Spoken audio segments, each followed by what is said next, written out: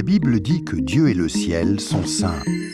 Et saint veut tout simplement dire parfait. Il est capital de comprendre que Dieu ne peut rien laisser d'imparfait entrer au ciel. Sinon, ce ne serait plus le ciel. La Bible dit aussi que nous avons tous un corps et une âme. À notre mort, notre corps est enterré ou incinéré. Mais notre âme, le vrai nous, vit pour toujours, soit au ciel, soit en enfer. Malheureusement, nous avons un problème, car la Bible dit que si nous avons enfreint une seule des lois de Dieu, par exemple, si nous avons menti une fois, triché une fois, détesté une fois, juste une fois, comme nous l'avons tous fait, soyons honnêtes, alors notre âme devient imparfaite et nous ne pouvons pas entrer au ciel. Connais-tu quelqu'un qui n'a jamais enfreint une seule des lois de Dieu? La réponse est évidemment non. Alors, voilà notre problème. Nous avons tous enfreint les lois de Dieu, c'est pourquoi nous avons tous une âme imparfaite. Ainsi, si à notre mort, notre âme peut aller soit au ciel, soit en enfer, mais que pour aller au ciel, nous devons avoir un casier judiciaire vierge, et aucun d'entre nous n'en avons un, alors cela signifie que nous allons tout droit en enfer. Cela peut sembler dur, et tu te demandes peut-être comment un Dieu plein d'amour a pu créer un lieu tel que l'enfer, et comment peut-il en plus y envoyer des gens?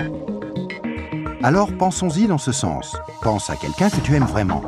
Maintenant, imagine que cette personne ait été assassinée. L'assassin est arrêté et plaide coupable. Mais tu es horrifié lorsque le juge dit « C'est très mal ce que vous avez fait. Mais parce que je suis un juge plein d'amour, je vais vous faire relâcher. » Tu serais très fâché, n'est-ce pas? Pourquoi? Parce que tu sais que lorsque quelqu'un enfreint la loi, il doit être puni. Sinon, il n'y a pas de justice. Donc l'enfer n'est pas une question d'amour, mais de justice. Examinons 3 questions pour comprendre pourquoi il y a ce lieu qui s'appelle l'enfer.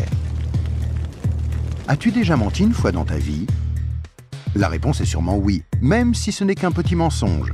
Si tu as menti une seule fois, alors tu es coupable de mensonge. As-tu déjà pris quelque chose qui ne t'appartient pas? Par exemple, es-tu déjà arrivé en retard au travail ou es-tu déjà parti trop tôt en étant quand même payé? As-tu déjà utilisé le téléphone du patron ou la photocopieuse sans demander la permission ou ramené un stylo du bureau à la maison? Tout ceci, bien sûr, est du vol. La plupart des gens ont pris quelque chose qui ne leur appartient pas, ce qui les rend coupables de vol. Penses-tu que Dieu va laisser un groupe de voleurs menteurs comme nous aller au ciel? C'est peu probable, car s'il le faisait, il serait comme le juge injuste qui n'a pas condamné l'assassin de la personne que tu aimais.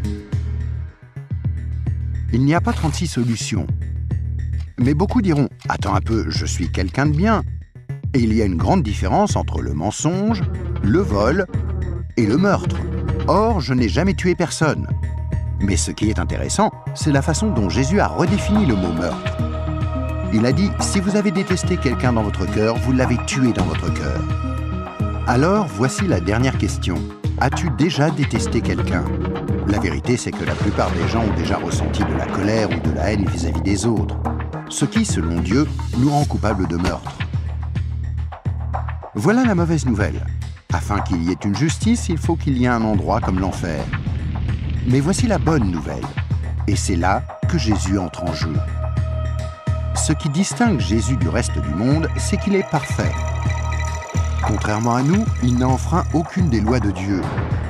C'est pourquoi il a un casier judiciaire vierge, une âme parfaite. Imagine la scène avant que Jésus ne vienne sur terre, il y a 2000 ans. Jésus a regardé dans l'avenir et t'a vu ici aujourd'hui.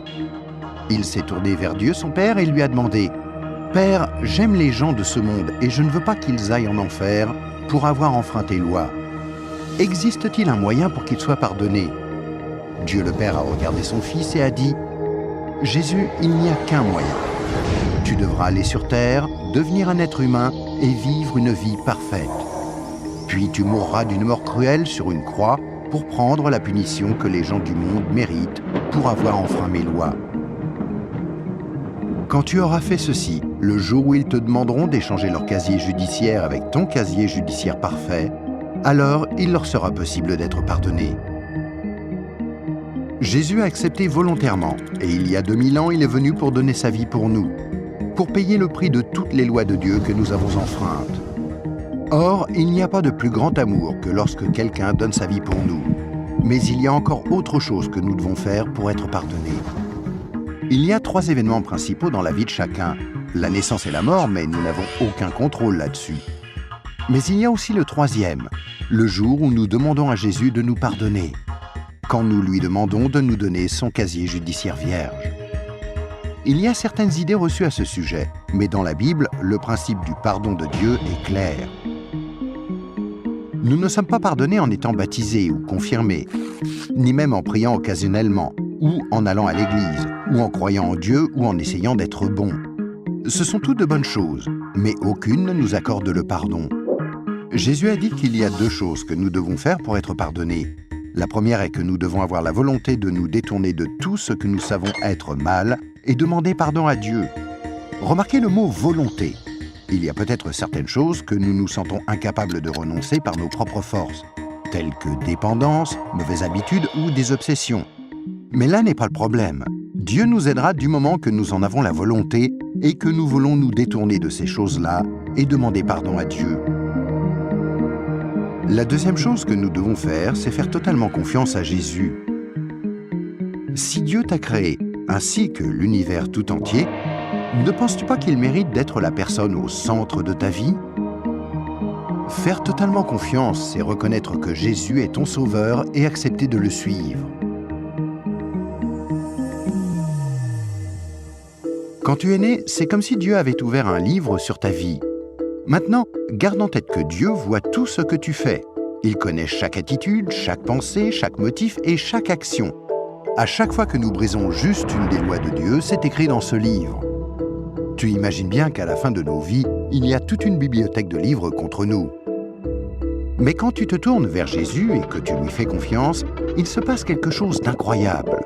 C'est comme si Jésus prenait ton livre et se tenait en haut d'une falaise et déchirait toutes les pages. Le casier judiciaire entier de tout ce que tu as fait de mal et les jeter dans la mer la plus profonde. Il promet de ne plus jamais se rappeler de toutes ces choses.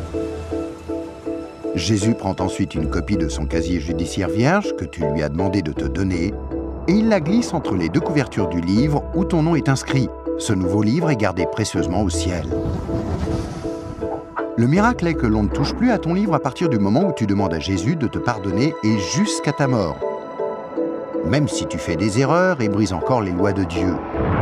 Devenir un chrétien ne te rend pas parfait sur le coup, et tu ne peux pas non plus dire une prière rapide et ensuite retourner à ton ancienne manière de vivre. Rappelle-toi, Dieu t'a pardonné pour toujours quand tu lui as demandé le casier judiciaire vierge de Jésus. Tout ce qu'il demande, c'est que tu lui soumettes tout et le laisses te purifier jour après jour. Quand tu mourras, tu passeras en jugement devant Dieu. Il ordonnera à ses anges d'aller chercher ton livre. Il l'ouvrira et dira « Cette personne était parfaite ». Et tu répondras « Non, je ne l'étais pas. J'ai enfreint tes lois. Est-ce que je ne mérite pas d'aller en enfer ?» Et Jésus te dira « Selon la justice, tu mérites d'aller en enfer. Tu as enfreint mes lois, et certaines, de nombreuses fois. Mais, mon enfant, tu as mon casier judiciaire vierge. Celui que je t'ai donné quand tu t'es tourné vers moi et que tu m'as fait confiance, et je t'ai pardonné. Bienvenue au ciel. » C'est pourquoi Jésus est si merveilleux. Grâce à lui, il est possible que chacun, peu importe les erreurs commises, soit pardonné et entre un jour au ciel. Imagine que tu ne te sois jamais tourné vers Jésus. Pense à ce qui pourrait t'arriver. Quand tu mourras, tu iras devant Dieu lors du jugement et Dieu te dira « Je suis désolé, je ne peux pas te laisser entrer au ciel, je dois t'envoyer en enfer. Tu ne m'as jamais demandé de te pardonner. Je t'aimais tellement que j'ai tenté par 6 façons différentes d'attirer ton attention. Premièrement, je suis mort sur la croix pour prendre sur moi ta punition. Deuxièmement, quelqu'un t'a expliqué d'une manière simple que tu pouvais être pardonné. Troisièmement, il y avait des églises à travers le monde. Certaines étaient bonnes, d'autres moins bonnes. Tu aurais pu trouver les bonnes. Quatrièmement, je t'ai donné une conscience pour que tu distingues le bien du mal. Cinquièmement, j'ai créé un monde si beau. Comment as-tu pu ignorer ma présence? Et sixièmement, je suis ressuscité des morts, afin de prouver que je suis Dieu et que tout ce que j'ai dit était vrai. Mais tu n'as encore rien fait. Je suis désolé, je ne peux pas te laisser entrer au ciel. Je dois t'envoyer en enfer. Et toi, si tu meurs ce soir, où iras-tu? Rappelle-toi, pour entrer au ciel, il faut un casier judiciaire vierge, que tu ne peux avoir sans avoir demandé à Jésus de te donner le sien. Afin de recevoir ce don gratuit, tu dois faire seulement 2 choses. Tout d'abord, tu dois vouloir te détourner de tout ce qui est mauvais dans ta vie et demander pardon à Jésus. Et deuxièmement, tu dois faire totalement confiance à Jésus. À moins de faire ces 2 choses, il t'est impossible d'être pardonné et à ta mort, il te sera impossible d'entrer au ciel. Ce qui est affreusement triste, parce que c'est la raison pour laquelle Jésus est mort pour toi.